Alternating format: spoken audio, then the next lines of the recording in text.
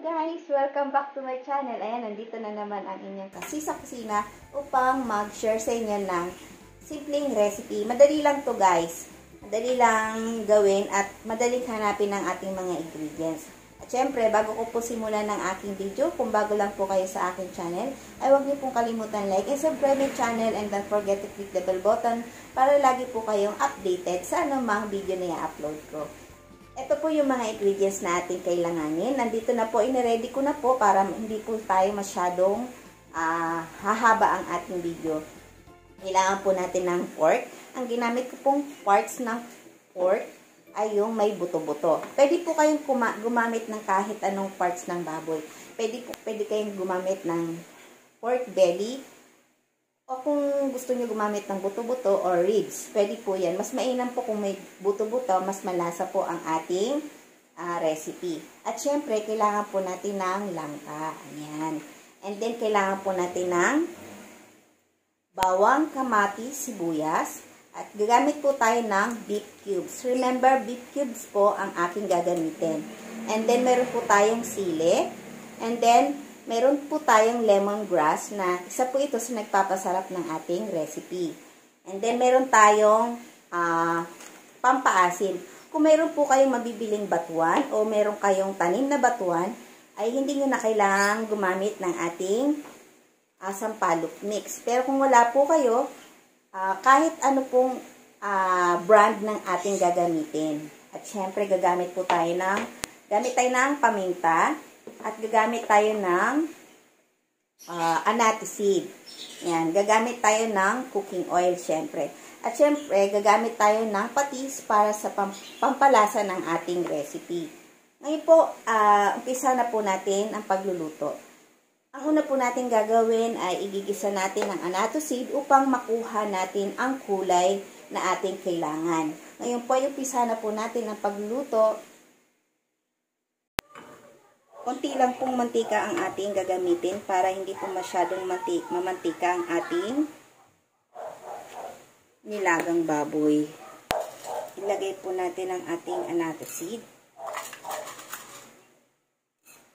And then kapag kumulay na ang ating annatto seed, separate po natin ang kanyang buto. And then ito po yung gagamitin nating panggisa. And then, kapag naalis na po natin ang mga buto, umpisa na po natin ang pagigisa ng ating mga sangkap.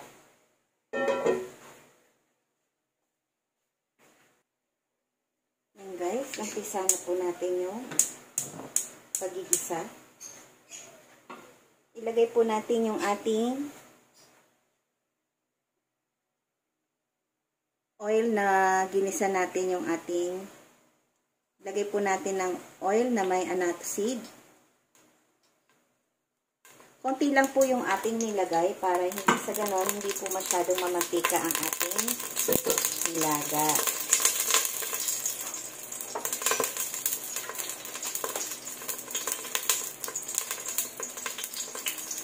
Lagay na po natin ang ating bawang.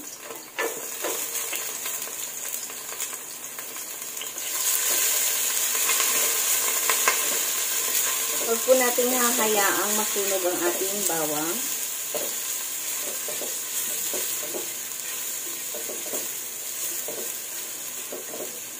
Ang ating sibuyas.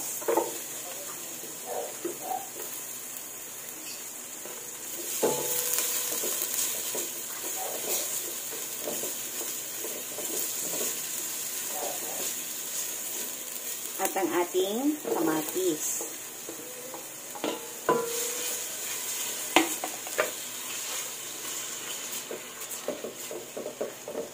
Ang recipe ito ay hindi lang mga taga-Bacolod ang gumagawa nito. Mga Ilonggo, Bicolano. Gaya kong Bicolana ay gumagawa rin kami nito. Yung pinagkaiba lang po ay hindi na po namin iginigisa. At hindi po kami gumagamit ng annatto seed. At syempre, para mas maganda ang ating ang presentation ng ating nilagang baboy, syempre mas maganda yung may kulay ang ating sabaw.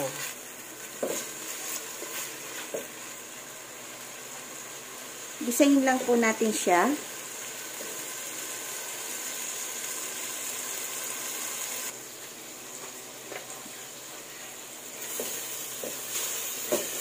And then, ilagay po natin ang ating pork.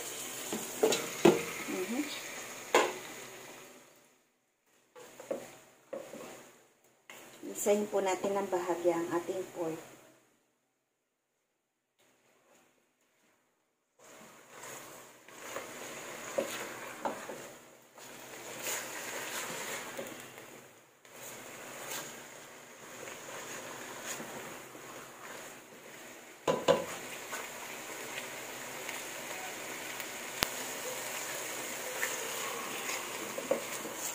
And then, pagkagisa po natin ng ating pork, lalagyan po natin siya ng mga 3 or 4 na basong tubig.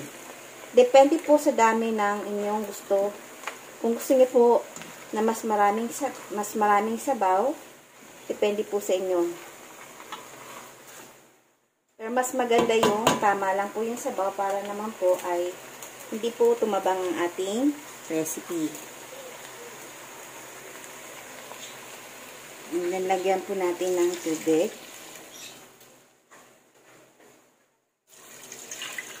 Ang gamit ko pong baso ay ito. Ayan. So, nakadalawang baso na po tayo. 3. And then, pang-4. So, 4 na baso po ang aking inilagay.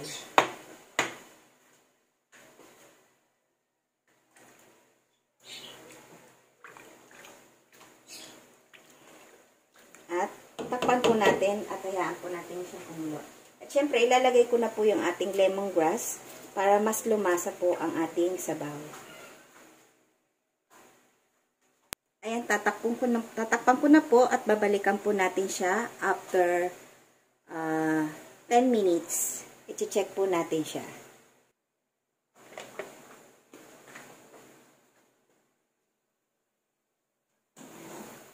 So, yun guys, tatanggalin natin yung lumulutang-lutang na yan po ay yung dugo-dugo ng ating pork. Pero mas mainam pong para siguradong wala siyang sapal ng ating baboy. Yung iba ay nilalaga muna ang ating pork. Pagkalaga nila ng pork, yun, tatanggalin nila yung mga lumulutang-lutang.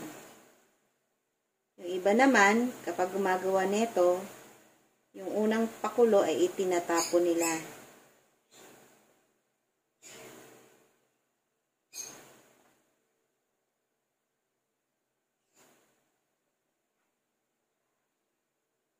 Alisin po natin yung mga lumulutang-lutang na yan kasi yan po yung isa sa mga papanis agad po ng ating niluto. Yung sapal ng ating karne.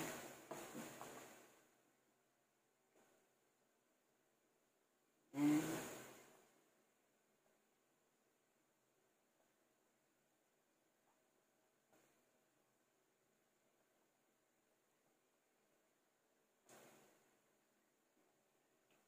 Ito po yung mga natanggal ko. Ayan. Yun nga lang ay naisama yung mga ibang ng atsuete. Kaya, mas maganda po yung inalalaga po muna natin ang ating karne at aalisan ng mga sapal. And then, kung gusto niyo naman, yung unang pakulo ng inyong pork ay pwede nyong itapon. Ayan. So, okay na po yan. Natanggalan po na natin ng sapal. Takpan po ulit natin at hayaan natin lumambot ang ating karne. So yan guys, silipin na natin. Nag-extend po ako ng oras. Ginawa ko siyang 20 minutes pa. Pinalambot ko na po ang ating baboy. Mas maganda kasi yung malambot ang ating pork.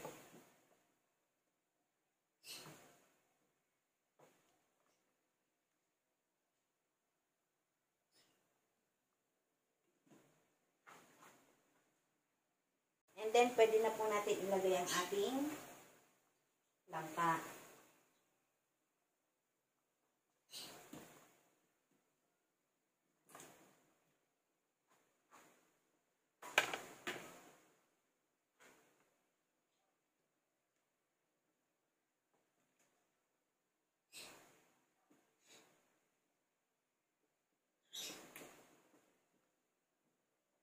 Ilalagay ko na rin ang ating beef cubes para mas kumapit ang kanyang lasa. Ayan.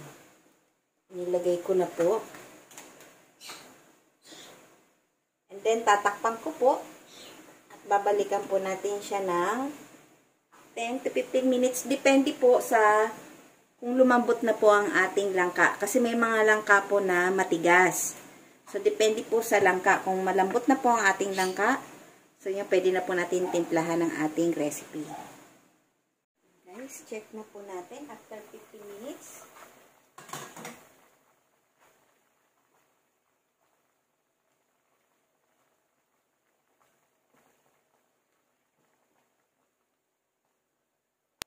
Lagyan po natin ang ating paminta.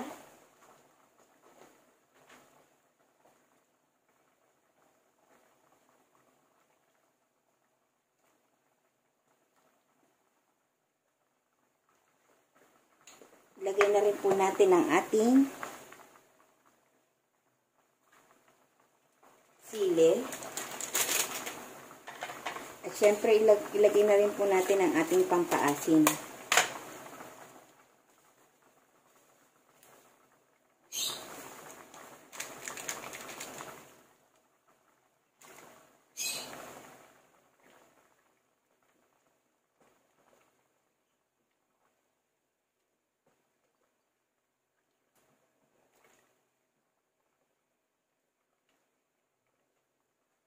Maglalagay tayo ng patis, syempre. Siguro mga 4 or 6, 5 tiis po ng ating. Try ko muna maglagay ng 2 kutsarang sandok nito. Yung hindi masyado puno. Ito naman ay hindi masyado malalim. Konti lang laman nito. Siyempre, titikman po natin siya.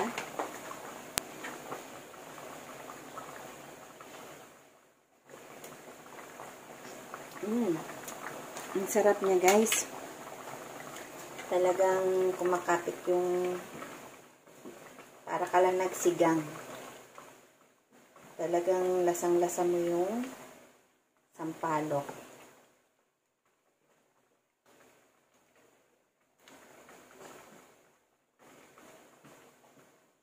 Maglalagay pa po ako ng konti pa. Yan, konti pa. Ng ating patis dito. So, tatakpan po natin siya. Babalikan po natin siya after 5 minutes.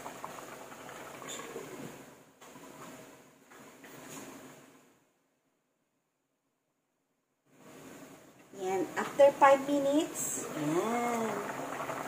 Wow, luto na ang ating nilagang baboy na may langka. And then, papatayin na po natin. Pwede na po natin siyang serve. Tamang-tama po ito sa tag-ulan. And guys, luto na ang ating nilagang baboy na may langka.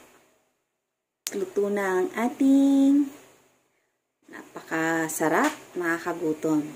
Yan guys, bago po kayo umalis sa aking video, ay huwag niyo pong kalimutan like and subscribe my channel and don't forget to click the bell button para lagi po kayong updated sa anumang video na i-upload ko. Yan, napakasarap po. Kita-kits po ulit tayo. Bye! God bless us all. Bye guys!